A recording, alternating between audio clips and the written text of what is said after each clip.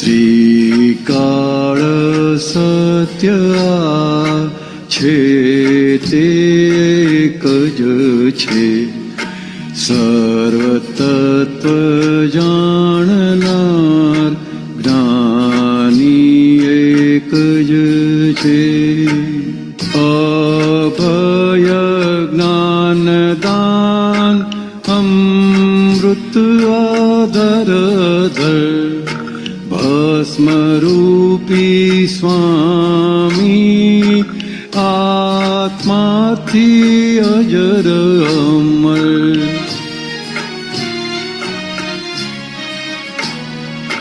મન વચન કાયા ભસ્મીભૂત પરધર્મ, શુદ્ધ ઉપયોગીને આત્મા જ સ્વધર્મ. જીવાત્મા બેહોશ શુદ્ધ શાશ્વત શ્લોક, કાગવૃત્તિ એ દોષ હંસ વૃત્તિ એ મોક્ષ.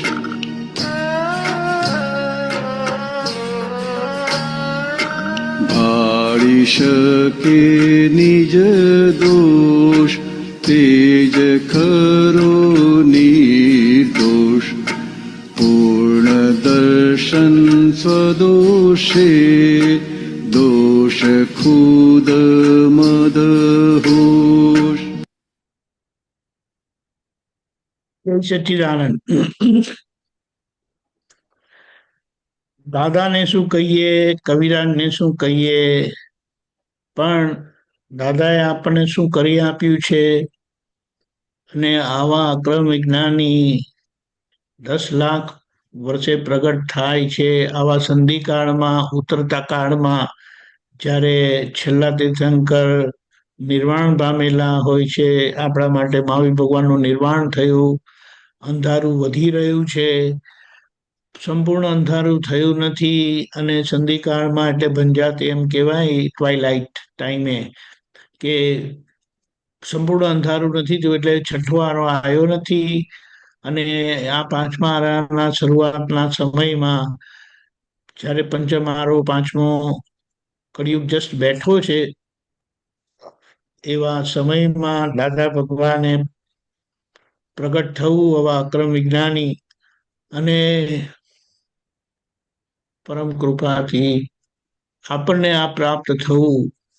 એટલા માટે કહે છે ત્રિકાળ સત્ય આ એક જ છે.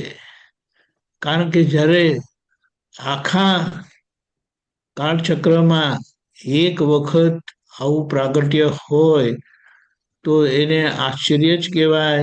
એટલા માટે દાદા એને 11મું આશ્ચર્ય કીધું છે. 10 આશ્ચર્યો શાસ્ત્રમાં આવેલા છે.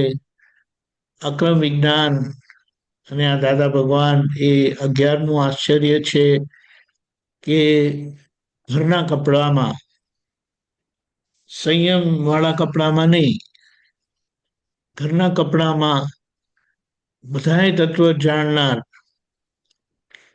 તીર્થંકર ભગવાનની કોટીના સર્વ રીતે જો વિચારવું હોય તો આપણા માટે પાંચમા આરામાં આ ધરતી પર જ્યારે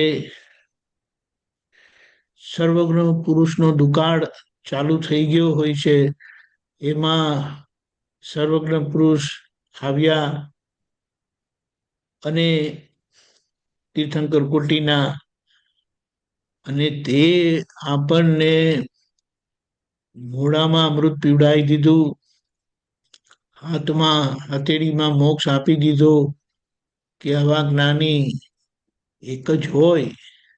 એટલે હવે એક અને અનન્ય એવા જે આપણને દાદા મળ્યા છે, અને એ દાદા ભગવાનનું યોગ બળ.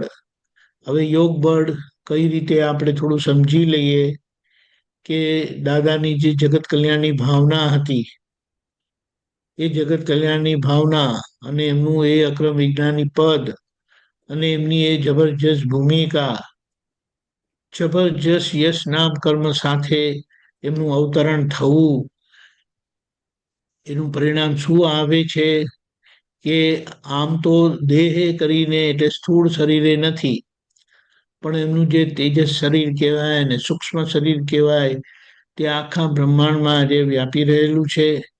એનું વિશેષ કારણ એ છે કે એમની જબરજસ્ત જગત કલ્યાણની ભાવના, એમને એમનું યશ નામ કર્મ, એટલે એ દાદા ભગવાન મહાત્મા માત્રની અંદર જીવી રહેલા છે. એ પ્રગટ યોગ કામ કરી રહેલો છે. એમની હાજરીમાં એમ પટેલની અતિ દિવ્ય, એનું કોઈ વર્ણન થાય એમ નથી. એનાથી એમની હાજરી આપણે બધી રીતે રક્ષણ કર્યું, પણ આજે એમની ગેરહાજરીમાં આપણે વાંદરીના બચ્ચાની જેમ એમને ઝાલી લેવાના છે, પકડી લેવાના છે. અને આવો અવતાર આપણને મળ્યો ને આપણી અંદર એ અક્રમ તત્વ આપણી અંદર પ્રગટ કર્યું. અક્રમ વિજ્ઞાન, અક્રમ તત્વ આપણી અંદર પણ એ જ રીતે કામ કરે છે. આપણે એને સાચવી જાણવાનું છે, આપણે એને જીવી જાણવાનું છે. તો શું કીધું? અભય જ્ઞાનદાન, જે દાદાની આ અભય મુદ્રા છે એમ કરીને, મોટા પુરુષોની આ મુદ્રા આમ કરીને હોય છે ને, એને અભય મુદ્રા કહેવાય છે. શું કીધું? અભય મુદ્રા સાથે, એટલે અભય દાન સાથે અમૃત અધરધર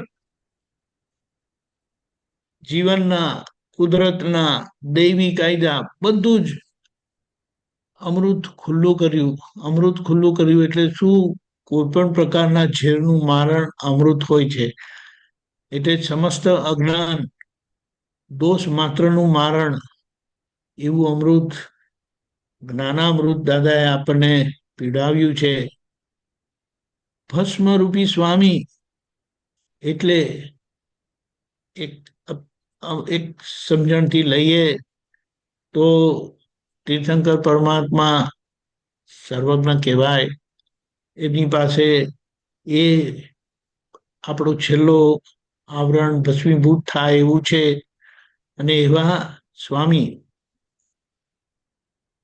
આપણું અનુસંધાન કરી આપ્યું છે. આત્માથી અજર અમર આપણને જન્મ મરણથી મુક્ત કરાવી આપ્યા, આત્માથી બનાવ્યા, જે ક્યારે સંભવ નથી. આત્માથી કોઈ બનાવનાર બાકી નથી આ દુનિયામાં. અને દાદાએ આપણને આત્મા મોક્ષ આપી દીધો, પરમાત્મા યોગ આપ્યો.